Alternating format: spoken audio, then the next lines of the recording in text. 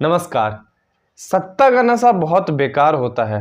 जब शासन किसी के हाथ में रहता है तो वो उसका सही और गलत दोनों इस्तेमाल करता है। लेकिन महाराष्ट्र में कुछ ऐसा उद्धव ठाकरे के साथ होता है कि जिसके बाद वो अब रहा अपनी पार्टी को बचाने के लिए मदद मांगते फिर रहे हैं। पहले उनके बेटे बिहार जाते हैं बीएमसी चुनाव के मद्देनजर, और अब वो खुद गुजराती और यूपी वालों को साधने की कोशिश कर रहे हैं, क्योंकि सत्ता के लालच में ही उद्धव ठाकरे की सरकार गिर गई थी। इन्होंने भाजपा का साथ छोड़ दिया था और चले गए थे कांग्रेस के साथ, एनसीपी के साथ महाविकास अघाड़ी सरकार बना के। लेकिन हिंदुत्व के राह पे चलने वाली शिवसेना के अंदर बगावत हो गई और शिंदे साहब बाहर निकल आए और उन्होंने भाजपा के साथ गठबंधन करके नई सरकार बना ली। लेकिन शिवसेना के लिए एक अच्छी खबर तो है कि वो भले ही रहा भटक रही हो, लेकिन महाराष्ट्र में सीएम सत्ता तो निकल गया उनके यहाँ से, सीएम की सीट, लेकिन बीएमसी में अभी भी वो काबिज है और बीएमसी में अपना सत्ता संभाले हुए हैं। और भारत की सबसे महंगी वो महानगर निगम पालिका है बीएमसी। तो आज बीएमसी पे ही है हमारा पूरा रिपोर्ट, पूरा विश्लेषण, पूरी खबर। लेकिन रिपोर्ट में आगे बढ़े उससे पहले आपसे गुजारिश है कि अगर आप चैनल पे नए हैं तो चैनल को सब्सक्राइब करके वीडियो को लाइक करके साथ ही शेयर करना ना भूलें। और बीएमसी चुनाव का विश्लेषण के साथ उस खबर का भी विश्लेषण करेंगे जिसमें एकनाथ शिंदे फिर से गुवाहाटी पहुंच गए हैं, और इस बार गुवाहाटी पहुंचे हैं पर इसका जो एंगल है वो दूसरा है। क्या है एंगल, उसको भी डिस्कशन में लेंगे।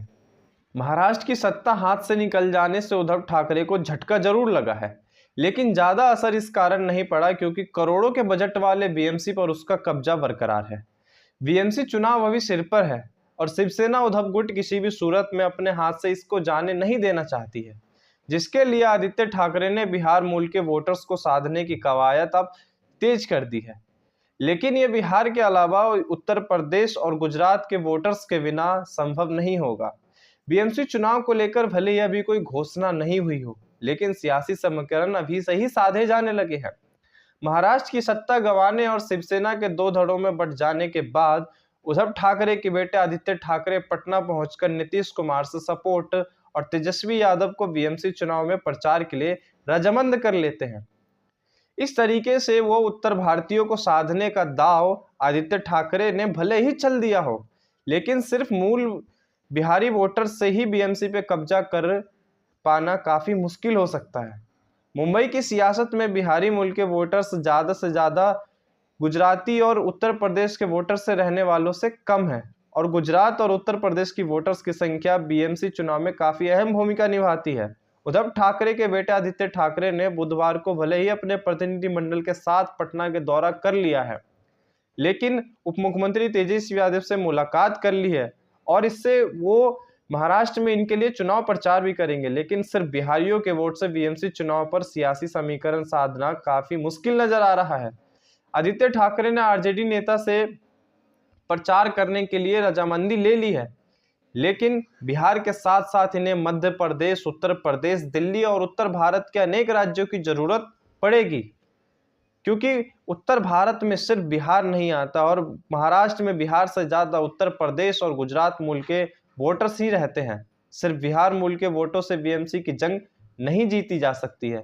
मुंबई में सियासी समीकरण देखें तो उत्तर भारत के लोग काफी अहम भूमिका में रहते हैं, लेकिन उसमें बिहारी ज्यादा से ज्यादा उत्तर प्रदेश के रहने वाले हैं और उसके अलावा गुजरात मतगणना में काफी निर्णायक भूमिका में रहता है। चलिए आपको एक डेटा के माध्यम से बताते हैं कि आखिरकार ये कैसा समीकरण है।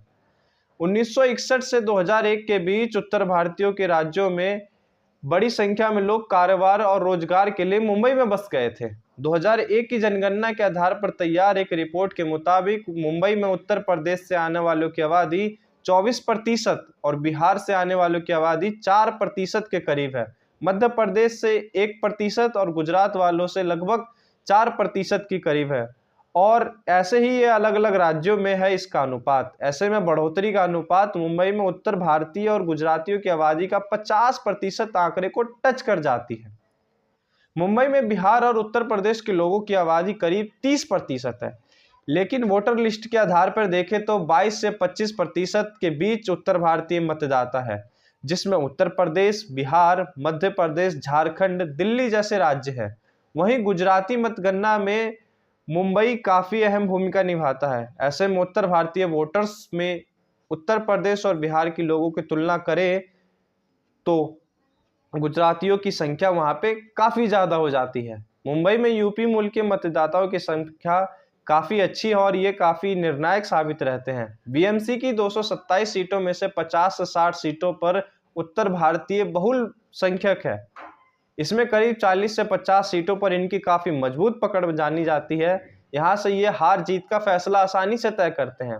2014 में मोदी लहर होने के कारण यहाँ पर काफ़ी अच्छा परचम चला और भाजपा काफ़ी अच्छा कमाल करने में अपने आप को साबित कर पाई। लेकिन पिछले 8 सालों में कांग्रेस के ज़्यादातर हिंदी भाषाई नेता भारतीय जनता पार्टी में शामिल हो चुके हैं, जिससे हो सकता है कि आने वाले समय में कांग्रेस को, जो कि इस पूरे खेल में चमकती नहीं है, उनको तो पिटाई लगेगी ही इस चुनाव की, लेकिन शिवसेना को भी काफ़ी मुश्किलों का सामना करना पड़ सकता है। 2017 बीएमसी चुनाव में शिवसेना से बीजेपी को मात्र 2 सीट कम ही मिली थी।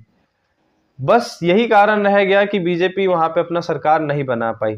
इस बार महाविकास अघाड़ी सरकार में कांग्रेस जो शामिल थी वो अपने दम पर चुनाव लड़ने का फैसला कर रही है और एनसीपी का मुंबई में कुछ खास आधार दिखता नहीं है। ऐसे में उद्धव ठाकरे को ये बीएमसी चुनाव अपने दम पे लड़ना होगा और अपने दम पे लड़ रही है। इसी कारण आदित्य ठाकरे उत्तर भारतीय वोटों को साधने के लिए बिहार पहुंच जाते हैं और बिहार के नेताओं से मिलकर वहां के लोगों से अपील करते हैं कि आने वाले बीएमसी चुनाव में हमें ही वोट दें।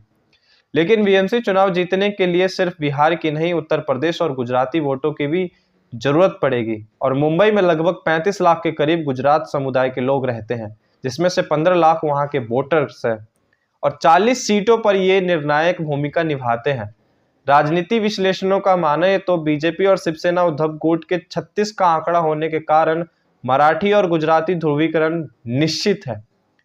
गुजराती समुदाय का झुकाव पीएम मोदी के चलते काफी ही अच्छा रहता है और वो प्रधानमंत्री मोदी के चेहरे पर बीजेपी को वोट देते हैं। साथ ही मुंबई में बढ़ रहे उत्तर भारतीय लोगों की लोकप्रियता और प्रधानमंत्री मोदी की लोकप्रियता के कारण बीएमसी चुनाव में भाजपा को काफी अच्छी बढ़त मिल सकती है और कांग्रेस को छोड़कर भारतीय जनता पार्टी में शामिल हुए कई सारे लोगों के कारण भाजपा को काफी अच्छी पहुंच मिल सकती है और हिंदुत्व के राह पे चलने वाली शिवसेना उद्धव गुट जो अब 2 गुटों में बढ़ चुकी है, वो हिंदुत्व के राह पे भी बढ़ चुकी है। तो ऐसे में शिंदे गुट को काफी बड़ा फायदा देखने को मिल सकता है। और अगर गैर मराठियों की बात करें तो गैर मराठी भाषाओं में मुस्लिम समाज सबसे बड़ी ताकतवर माना जा सकता है। मुंबई में दबदबा रखने वाले सबसे ज्यादातर मुसलमान यूपी से हैं। कांग्रेस के पूर्व मंत्री आरिफ नसीम और खान अंबेडकर, एनसीपी प्रवक्ता नवाब मलिक बस्ती और असलम से कानपुर से संबंध रखते हैं। सपा विधायक अबू आसमी आजमी आजमगढ़ से जिले हैं। शिवसेना के पास कोई बड़ा उत्तर भारतीय नेता नहीं है। बीजेपी के साथ होने से उसको काफी फायदा मिल सकता था पहले, लेकिन अब वो ऐसा साथ में नहीं है, इस कारण उनको इसका फायदा नहीं मिलेगा। अब भले ही आदित्य ठाकरे नीतीश कुमार से अपनी सत्ता को बचाने के लिए मदद मांगने के लिए बिहार पहुंच गए हो, लेकिन इससे कुछ खास होता हुआ नजर नहीं दिखेगा। और वहीं भारतीय जनता पार्टी शुरुआत से ही अभी तक सभी लोगों को अपनी तरफ करने की पूरी कोशिश कर रही है। वहीं इस खबर के साथ एक और खबर को जानते हैं, जहां पर एकनाथ शिंदे जो कि महाराष्ट्र के मुख्यमंत्री है, वो गुवाहाटी दौरे पे दोबारा जाते हैं, लेकिन इस बार का दौरा उनका पूर्व अच्छे तरीके से राजनीति नहीं होता है। वो सिर्फ मां कामाख्या के दर्शन करने जाते हैं। उन्होंने मन्नत मांगी थी कि अगर महाराष्ट्र में हमारी सरकार बनती है तो मैं अपने सभी विधायकों के साथ मां कामाख्या के दर्शन करने आऊंगा। आपको बता दें कि एकनाथ शिंदे ने अपने 39 विधायकों के साथ एक शिवसेना में बगावत कर दी थी और बगावत के बाद उन्होंने भारतीय जनता पार्टी से हाथ मिलाकर वहां पे अपनी सरकार बनाई थी। इसके बाद वो सरकार बनने के बाद एक बार फिर से मां कामाख्या के दर्शन करने के लिए आए हैं। साथ ही आज के इस वीडियो में इतना ही। आपको आज की रिपोर्ट कैसी लगी है और अगर अच्छी लगी हो तो कमेंट बॉक्स में अपना राय लिखना ना भूलें। मिलते हैं अगले किसी बड़े रिपोर्ट में किसी बड़ी खबर के साथ। धन्यवाद।